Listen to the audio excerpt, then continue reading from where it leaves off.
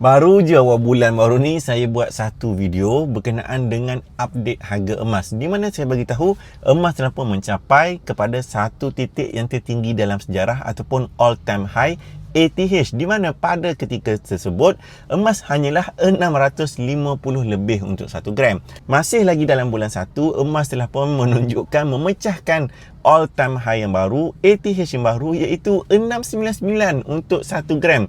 Pada hari ini, RM1 saja lagi nak jadi 700 1 gram.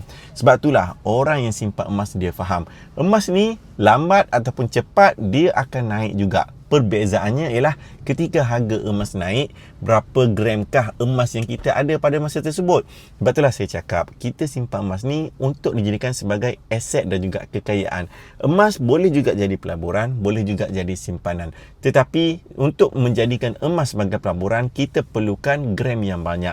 Sebab itulah saya suggest orang ramai ini untuk jadikan emas sebagai simpanan. Pertama, elakkan duit pada bocor. Yang kedua, cepatkan sikit cukupkan simpanan kita itu. Dan yang ketiga, sebagai aset yang mana kita boleh guna pada bila masa ketika terdesak. Jadi tuan-puan, ambil tindakan pada hari ini. Jangan takut harga emas mahal. Sebab apa?